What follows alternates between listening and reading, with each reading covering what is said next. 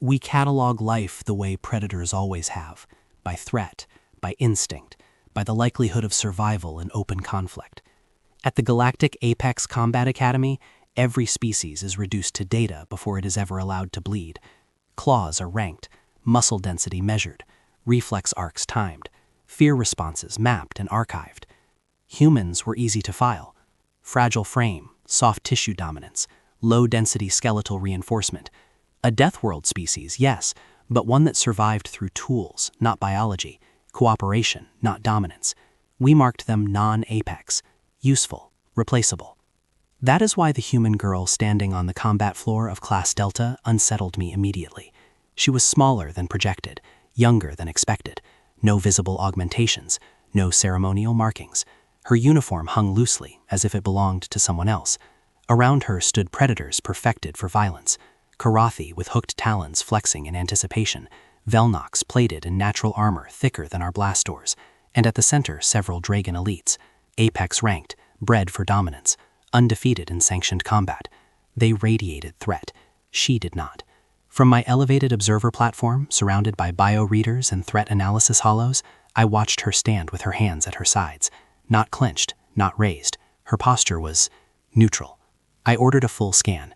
Heart rate steady, respiration controlled, adrenal response minimal. Too minimal. Most new arrivals tremble when placed among apex predators. Even trained soldiers release fear pheromones unconsciously.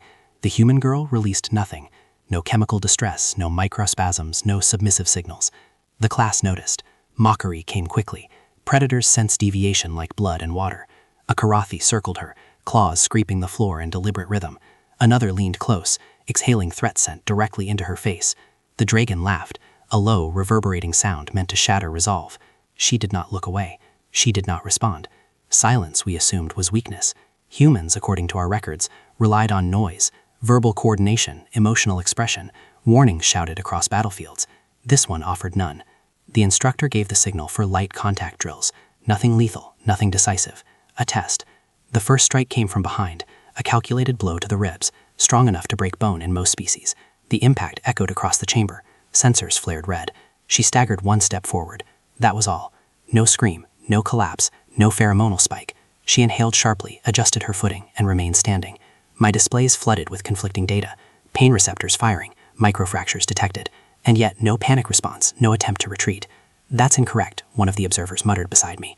I agreed. Pain is universal. Fear follows it. That is law. The human girl turned slowly, eyes lifting to meet her attacker's gaze. There was no anger there, no challenge. Only focus, as if she were cataloging him. The Karathi hesitated, just a fraction of a second. But predators do not hesitate unless something is wrong. The drills continued. Strikes landed. She absorbed them badly, too directly, too inefficiently, yet she adjusted after each impact. Subtle shifts, micro-corrections, learning in real time. I felt a tightening in my thoracic cavity. Humans were supposed to break under sustained intimidation.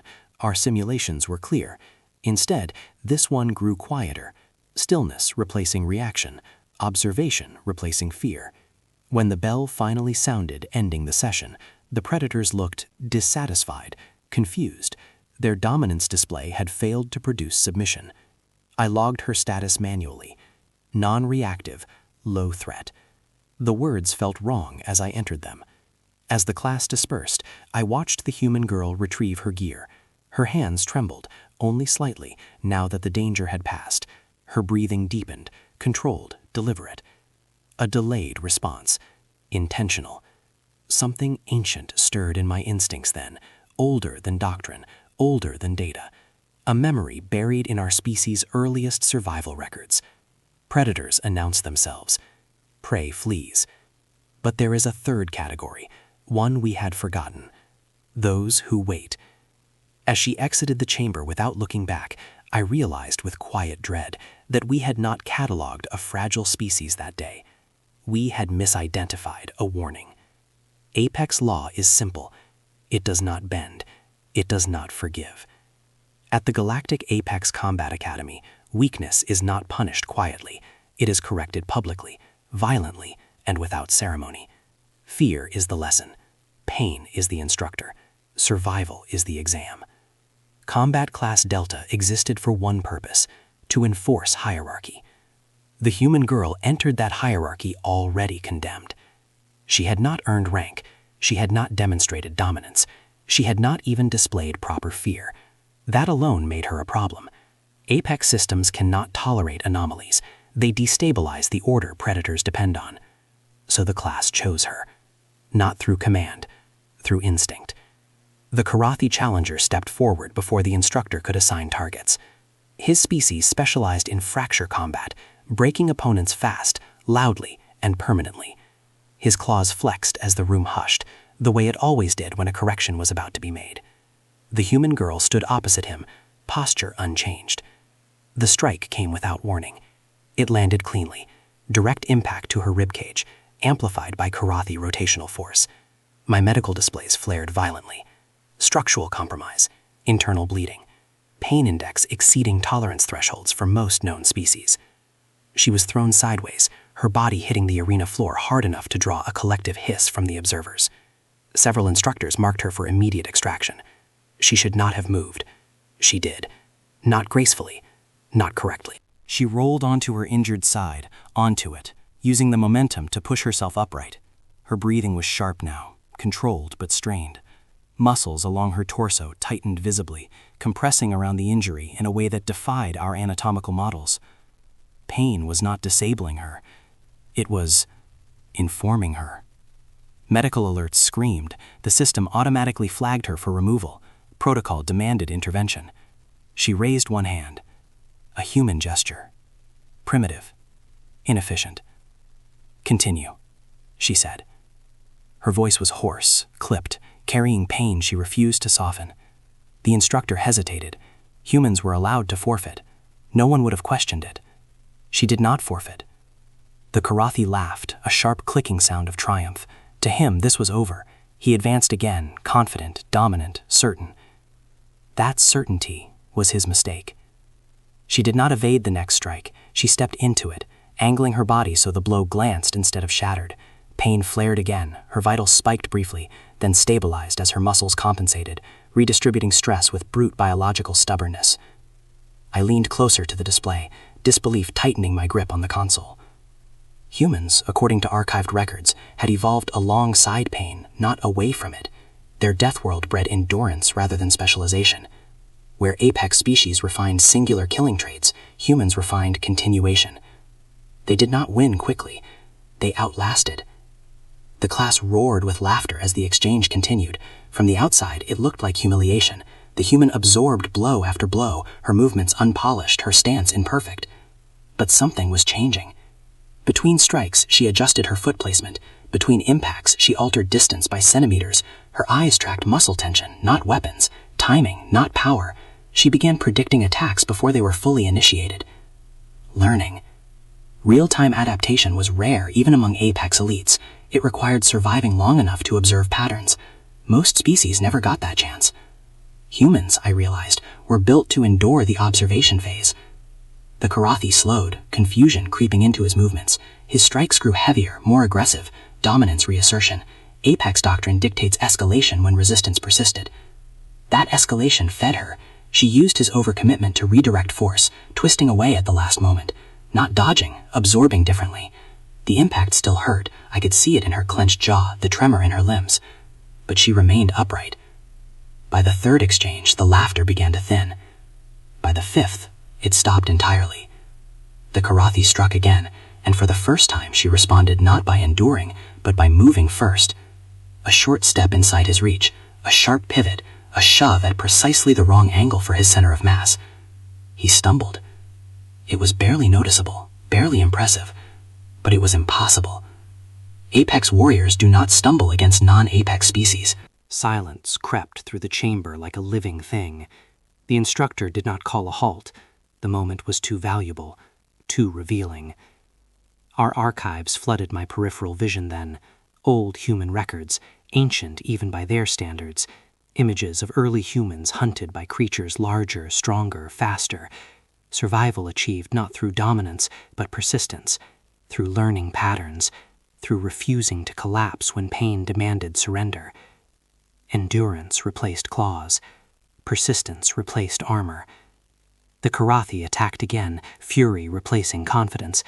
The human met him with movements that were no longer random, no wasted motion, no theatrics, just function.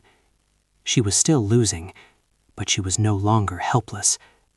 The bell ended the session abruptly, cutting through the tension like a blade. Combat ceased.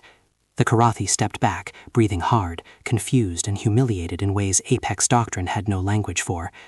The human girl remained standing, barely, but standing. Medical teams rushed forward. She waved them off again, swaying slightly now that the danger had passed. Her body trembled, the delayed cost of endurance finally demanding payment. The class stared at her, expressions shifted from amusement to something closer to uncertainty. Apex warriors train to dominate, to overwhelm, to end conflict decisively. Humans train, whether intentionally or not, to survive long enough for the other side to make a mistake. I logged the session with shaking appendages. What we had witnessed was not strength.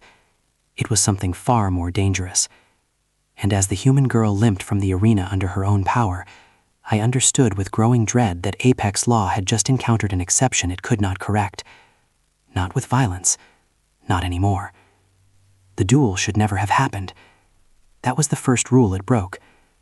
At the Galactic Apex Combat Academy, challenges are scheduled, documented, sanctioned by rank and doctrine. Even violence here has structure. Order is what separates Apex from chaos. This duel, none. The human girl had just finished another session, bloodied, exhausted, still upright, when the anomaly occurred. The arena had not yet cleared. Medical teams were still arguing with her in clipped, frustrated tones. Observers were still logging contradictory data. That was when the Apex champion stood. Rank 1. 12 systems undefeated. A creature whose victories were taught as tactical doctrine. The dragon elite unfolded to his full height, wings flexing once in a gesture of absolute dominance. The temperature in the chamber rose with his movement. His presence alone triggered fear responses across half the room. The instructors froze. Protocol screamed objection. The champion was not assigned to Class Delta. His involvement required authorization from the High Combat Council. There were procedures, layers of approval. He ignored all of them. Silence followed. Not the tense, eager silence of spectators anticipating violence, but something heavier. Uncertain. The kind that forms when instinct collides with doctrine. The champion's eyes locked onto the human girl. She looked small, smaller than she had moments before, bruised, one arm hanging stiffly at her side, ribs clearly compromised. By every measurable standard, this was not a contest. It was a demonstration. Humiliation, not combat. I opened my console to intervene. She raised her head. Their eyes met. She did not look away. No defiance, no bravado, no fear. Just attention. The champion tilted his head slightly, amused. Apex predators enjoy recognition. It validates hierarchy. She did not answer immediately. When she did, her voice was quiet, roughened by pain, controlled. That was all. No challenge declaration was logged, no combat parameters set, no safety limits established. The bell rang anyway. I do not know who struck it. The champion moved first. He did not test her. He did not posture. He did not offer a warning strike. His opening blow was lethal by design. Full power, optimized for immediate incapacitation. A strike meant to end wars. The cameras failed to track what happened next. Later analysis would show gaps in the footage, frames where motion blurred beyond sensor tolerance. All I saw in the moment was impact and impossibility. The human moved into the strike. Not away, not aside. Into it. Her forearm came up instinctively, sacrificing itself to deflect the killing force just enough. Bone shattered. The sound was sharp and final. Pain signals exploded across my display. She did not scream. She closed distance. The champion reacted instantly, adjusting, bringing secondary limbs into play. But she was already inside his optimal range. Too close for power. Too close for dominance displays. She twisted. Not with strength. With timing. She redirected his mass, using his forward momentum against him. Apex combat doctrine emphasizes overwhelming force. Humans, it seemed, emphasized misdirection. His center of gravity shifted. Just slightly. But enough. The champion stumbled. That alone was unprecedented. What followed happened too fast for disbelief. Her injured arm locked against his joint, ignoring pain that would have rendered most species unconscious. Her other hand struck. Not wildly. Not desperately. But with surgical intent at a precise point along his spine. I recognized the movement only because it was forbidden. Spinal neural disruption. An outlawed technique across most systems. Not because it was lethal, but because it ended fights too efficiently. No spectacle. No dominance exchange. Just silence. The champion collapsed. He hit the arena floor with a sound that echoed like a verdict. Instantly unconscious. Neural pathways severed just enough to shut down voluntary motor control. Alive. But finished. The bell did not ring. No one moved. The human girl stood over him, chest rising and falling rapidly now. Blood dripped from her shattered forearm onto the polished floor. Her legs trembled. Pain had finally caught up to her. Still, she did not fall. She stared down at the Apex champion, eyes wide, unblinking. There was no triumph in her expression, no satisfaction, only relief. As if a threat had been neutralized, as if survival, not victory, had been achieved. Around her, the arena was silent. No cheers, no roars of approval, no ritual acknowledgement of dominance transfer. Only fear.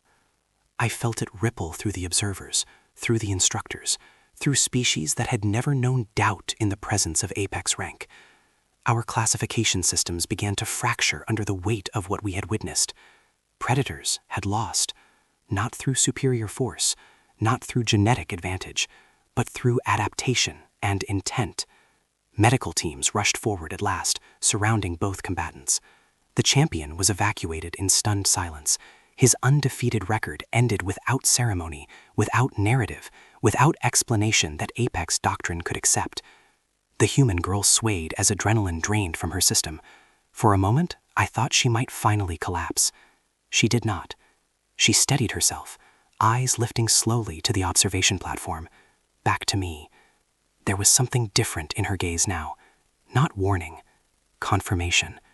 As if she were saying, "This is what happens when we stop holding back." The instructors began shouting, orders overlapped, emergency councils were summoned, alarms finally sounded. Too late to matter. The Academy had crossed a line it did not know existed. For the first time in its history, the Galactic Apex Combat Academy faced an unanswerable truth. We had not misjudged a weak species. We had misidentified prey. And standing alone in the center of the arena, unblinking, broken-boned yet undefeated, was proof that humanity did not need dominance to end us, only permission. And as the lights dimmed and containment protocols initiated, one thought echoed through my mind with growing dread. If this was what a single human did under pressure, what would happen if their entire species ever decided the galaxy itself was a threat? The Academy did not sleep after the duel. It convolved. Within minutes of the Apex Champion's collapse, emergency protocols triggered across every tier of command.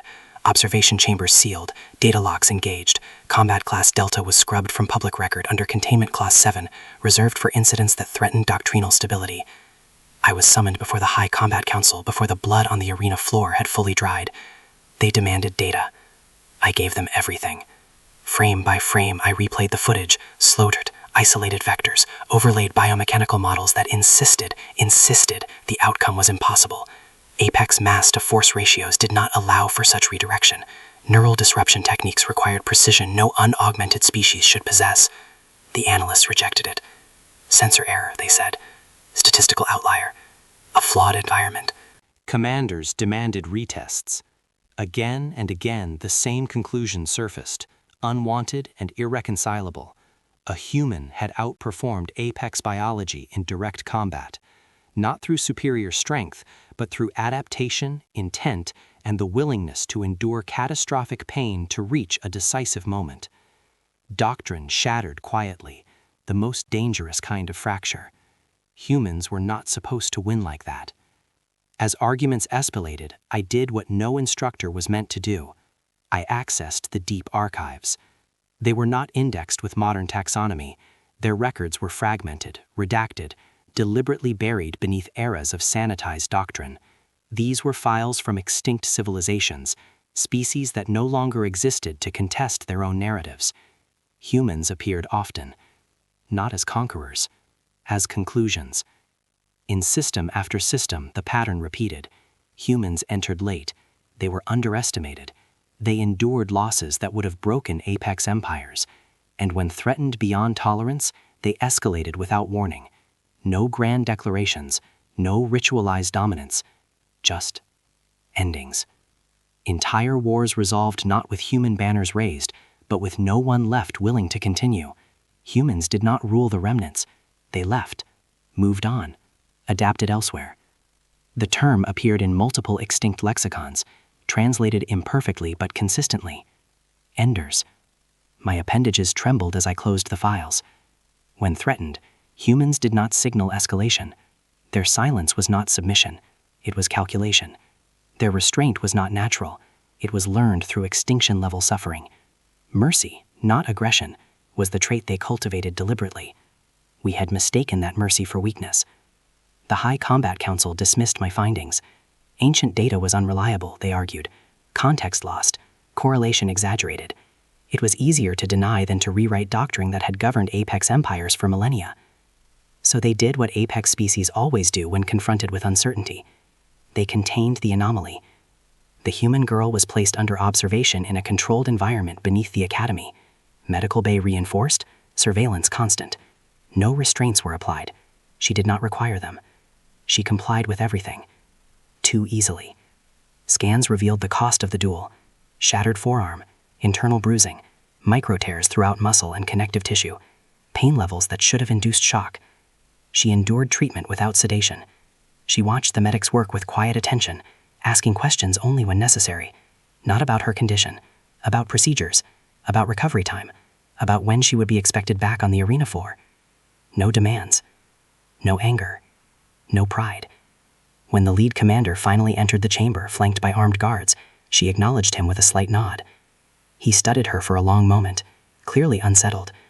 She considered this, eyes unfocused for a brief second, as pain flared and receded. I followed the rules, she replied. The commander did not argue.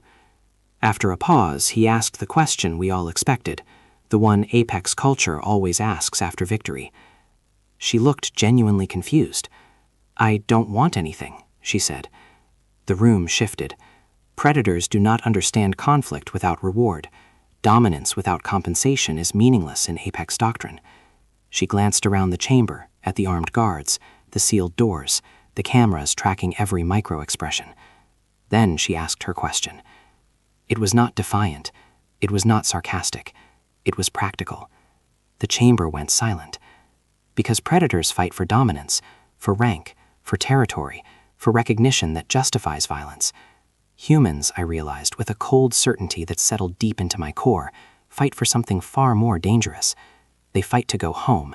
And if home is threatened, they do not posture, they do not warn, they end the problem.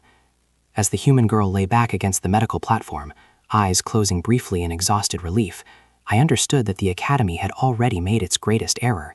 We had taught a human where the line was, and we had crossed it. The data panic continued long into the cycle, but one truth now burned through every layer of denial. Humanity was never meant to rule the galaxy. They were meant to survive it, and if forced, to finish it. The decision was framed as caution. It was not. After the duel, denial metastasized into fear, and fear, among Apex Command, demands proof. One anomaly can be dismissed. One broken champion can be reframed as coincidence. But doctrine survives only if it can reassert control. So Command authorized a test. Not a duel. Not a class exercise. A war simulation. Official designation, multi-unit non-lethal suppression trial. Unofficial purpose, to remind a human where the ceiling was. They assembled an elite response, 5 Apex units drawn from different doctrines to cover every advantage. Speed hunters, heavy dominators, tactical suppressors, environmental specialists, every known counter layered redundantly, calibrated to overwhelm. The human girl was informed without ceremony. She listened, she nodded, she asked no questions. The simulation chamber was vast, tiered terrain, variable gravity pockets, adaptive cover, shifting sightlines. It was designed to confuse, to favor those raised within apex combat paradigms. Predators thrive in chaos they recognize. When she entered, unarmed by choice, the doors sealed behind her with a sound that echoed like finality. I watched from the command gallery, surrounded by generals who pretended calm. Biometric feeds lit up the hollows, 5 apex signatures burning hot and aggressive. One human signal, smaller, quieter, steady.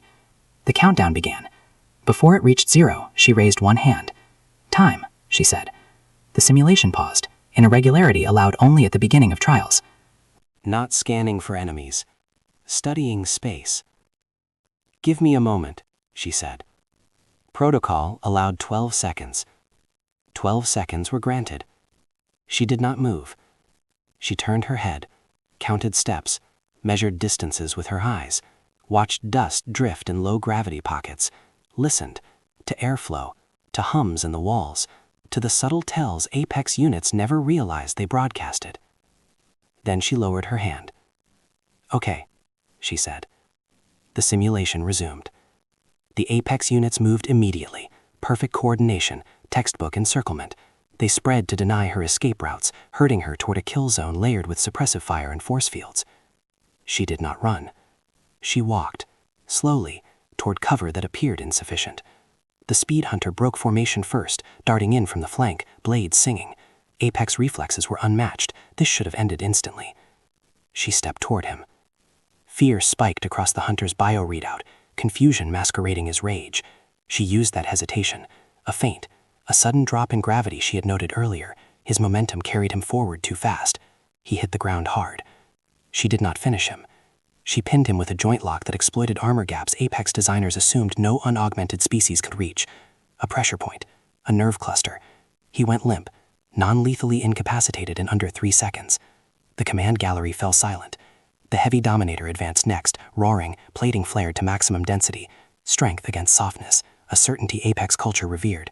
She retreated, just enough, toward a narrow passage where his mass worked against him.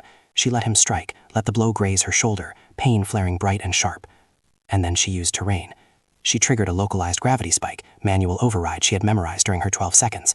The dominator stumbled, weight suddenly multiplied. She redirected him into a wall that cracked under the impact. Again, no kill. She disabled his mobility and moved on.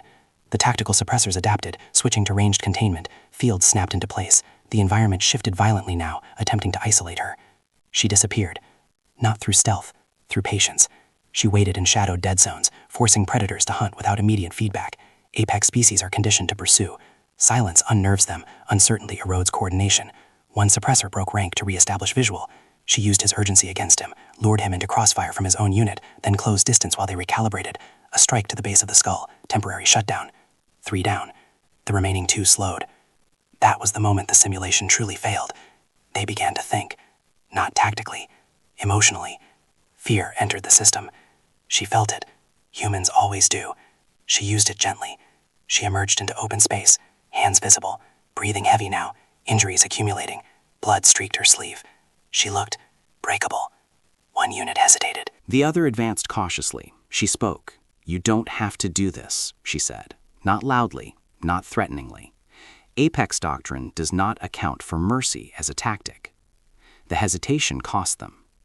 She closed distance in a blur of movement that cameras again struggled to capture, not because she was faster, but because she was earlier, anticipation replacing reaction. She incapacitated the 4th unit with a non-lethal choke optimized for their physiology. The last unit froze. Simulation time ticked on. The chamber waited. She stood there, swaying slightly now, pain finally demanding its due. She could have ended it. The path was clear, one decisive strike. She did not take it. She backed away. The simulation ended itself. Systems flagged catastrophic failure, not in execution, but in premise. 5 Apex units neutralized. 1 human still standing. No fatalities. In the command gallery, no one spoke. The silence was worse than outrage. Slaughter would have been easier to understand. This restraint, this choice, terrified us. Because it meant something far more dangerous than brutality. Humans, when capable of mercy, are choosing not to escalate. And choice implies control. Medical teams rushed in as the doors opened. She allowed assistance this time, exhaustion finally visible. As they guided her out, she looked up toward the gallery. Her eyes met mine again. There was no warning in them, only patience, as if she were waiting for us to decide what came next. And in that moment, with the simulation in ruins and doctrine in freefall, I understood the true failure of our test. We had not discovered the limits of a human. We had discovered the limits of our own restraint. Because if this was what a human did while choosing mercy, what would happen when mercy was no longer an option? There was one question no one in command dared to ask. Not the analysts drowning in broken models, not the generals rewriting doctrine in whispers, not the instructors who suddenly avoided the observation decks. Why? Why a human capable of dismantling Apex champions had stood silently while others struck her? Why she absorbed pain meant to humiliate? Why she waited? I asked because I could no longer pretend ignorance was safety. They allowed me one conversation. Supervised, recorded, sanitized for archival review. The chamber was bare. No restraints, no intimidation displays. Just a medical cot, soft lighting, and the faint hum of surveillance systems pretending to be invisible. She sat upright, arm immobilized, bruises dark against pale skin. Healing slowly. Human healing always did. Slow enough to hurt, fast enough to matter. She looked tired. Not wounded. Not afraid. Tired. I introduced myself formally, as doctrine required. She listened politely, eyes tracking my movements with quiet awareness. When I finished, she nodded once, as if confirming something internally. I did not begin with accusations. I asked the question. She blinked. Just once. A small human tell I had learned to recognize. Processing, not surprise. The chamber felt colder. I waited for elaboration. Apex species explain dominance instinctively. Victory demands justification. She offered none. So I pressed. You endured pain unnecessarily, I said. You allowed yourself to be struck. She exhaled through her nose, a human expression I had come to understand as something close to sadness. Earlier isn't always better, she replied. I did not understand. She looked at me then, not as an opponent, not as an authority, but as something closer to a witness. Your species, she continued, measures danger by how loud it is, by how much space it takes up. She gestured vaguely upward, toward the academy above us. We learned a long time ago that if you show everything you can do, people don't stop. They escalate. Her vitals spiked, not with fear, but memory. The word history carried weight when humans spoke it. Their records were not myths of glory, they were catalogs of loss.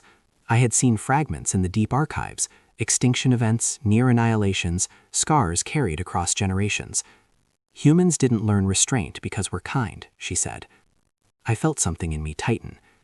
She explained, without drama, without embellishment, how her species evolved empathy not as morality, but as strategy, how cooperation replaced claws, how limits were agreed upon not to feel virtuous, but to survive long enough to have a future. When you don't set limits, she said quietly, everything becomes a threat. I thought of the academy, of Apex law, of dominance enforced until no one questioned it.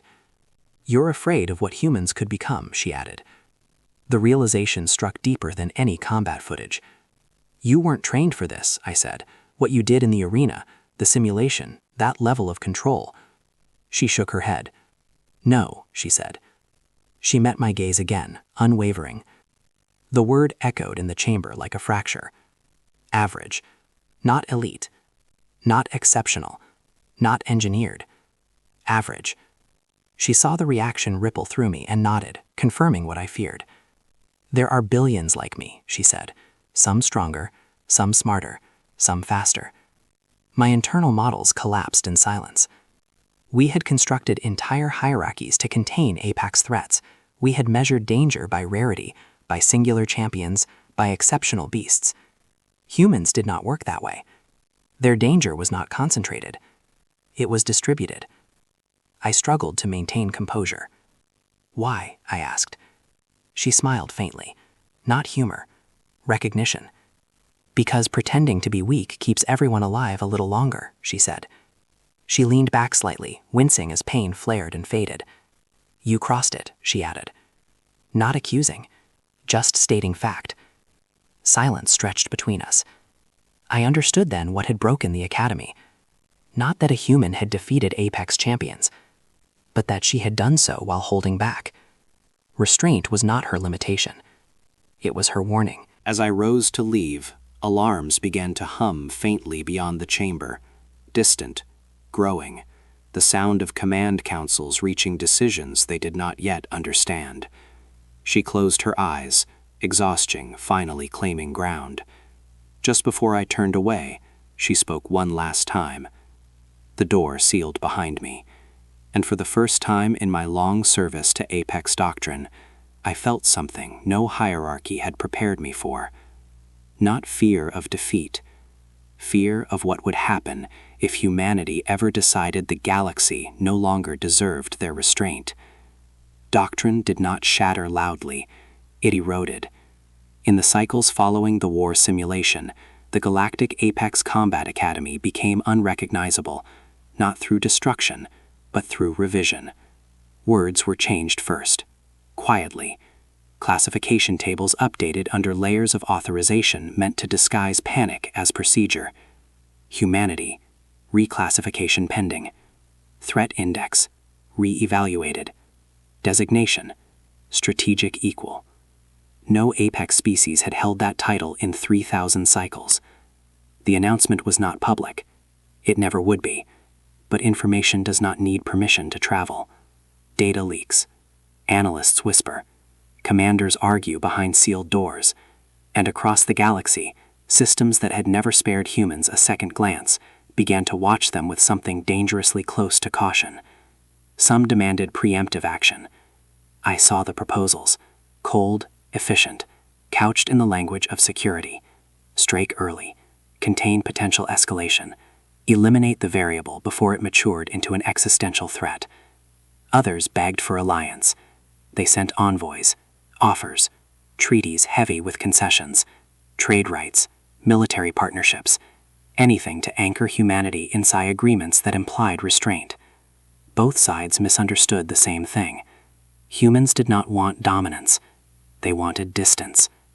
Within the academy, training resumed under altered parameters. Combat Class Delta remained active, but its atmosphere had changed irrevocably. Apex students no longer laughed freely. Posturing diminished.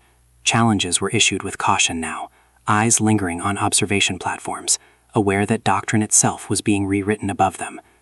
And the human girl returned.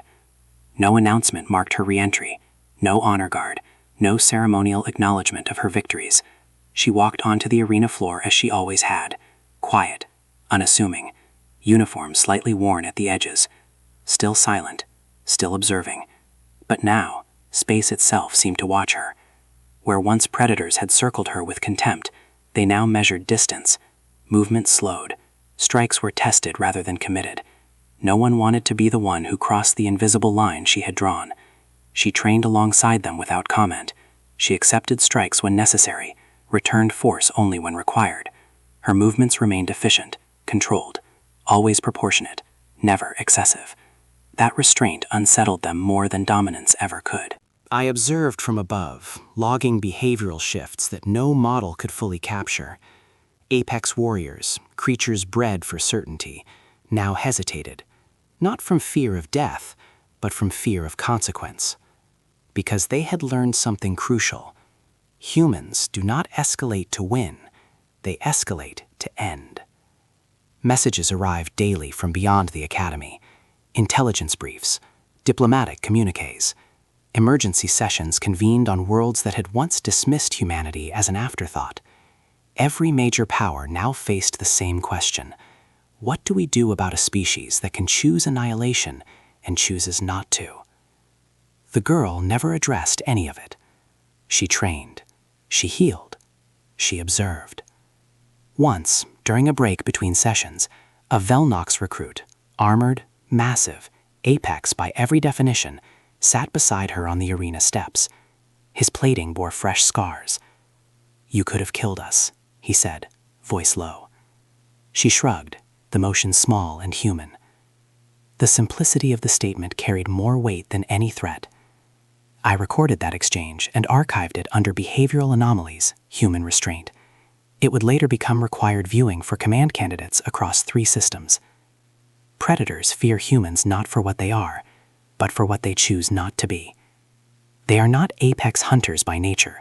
They are something more unstable, survivors who learned morality as a survival strategy. They know exactly how far they can go, and they stop themselves.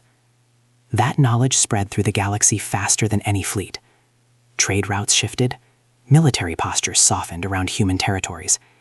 Even the most aggressive empires began to calculate risk differently, not because humanity had threatened them, but because humanity hadn't.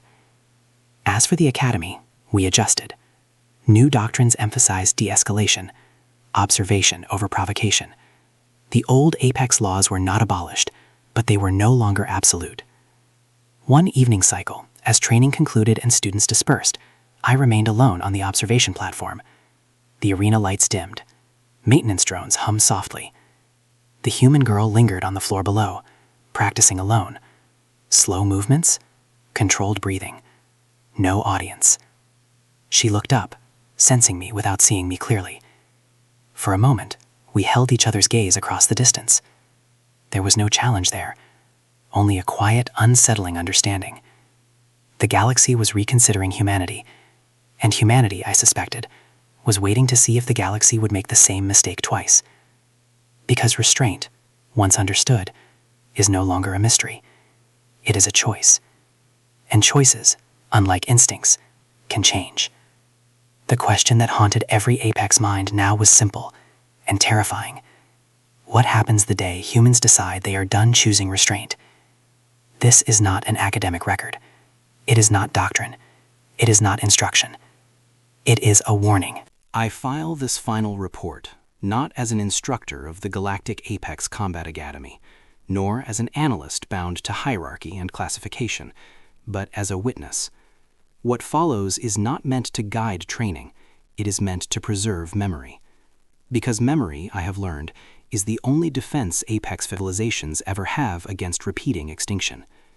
Humans are not Apex predators. That was our first and most dangerous misunderstanding. Apex species evolve toward domination. We sharpen singular traits until they define us: strength, speed, aggression. We solve conflict by overwhelming it. Victory is our proof of worth. Humans evolved differently. They are adaptive survivors. Their greatest weapon is not muscle or claw, but the ability to change under pressure without losing cohesion. Where we harden, they bend. Where we escalate, they endure. Where we roar, they watch. And when watching is no longer enough, they act. I think of the human girl often, not because she was extraordinary, but because she was not. She represented the median of her species, not its peak. Her restraint was learned. Her control was practiced.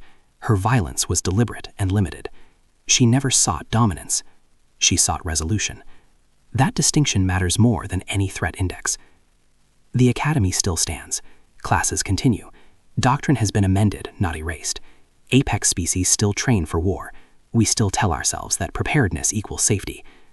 But something fundamental has shifted. Silence now commands more attention than noise. Instructors pause before provoking. Commanders reconsider escalation thresholds once treated as sacred. And when humans appear in simulations, strategies are rewritten, not to defeat them, but to avoid testing the limits they have so carefully drawn. Across the galaxy, alliances form not from admiration, but from caution. Treaties reference humanity obliquely, clauses written around the absence of hostility rather than the presence of force. Everyone senses it. The line. Humans have shown us where it is. Not through threats, not through conquest, but through restraint. Should the galaxy ever force humanity to stop holding back, through fear, through desperation, through arrogance, we will not be remembered as victims. Victims imply innocence. We will be remembered as the species that ignored the warning. The warning was never spoken aloud. It was never broadcast. It did not arrive with fleets or ultimatums. It was given in silence, in a human who stood without posturing among predators, in pain endured without surrender, in mercy offered when annihilation was possible. Those were not signs of weakness. They were boundaries. I submit this report knowing it may be buried, redacted, dismissed as alarmism. Apex culture has always preferred comfort to caution. We believe strength excuses blindness. Humans have taught me otherwise. They understand something we do not. Survival is not about winning every fight. It is about knowing which fights end everything. The final image I record is simple. The human girl leaving the academy grounds for the last time. No ceremony, no escort. She carries nothing but her own weight. The galaxy does not cheer her departure. It watches. And she, in turn, does not look back. That is the most unsettling part. Predators look back to confirm dominance. Humans move forward. So if this record is ever found after the fires have cooled and the stars have counted our absence, let it be known. We were not destroyed by monsters. We were undone by our refusal to listen. The warning was clear. The warning was human, and it was silent.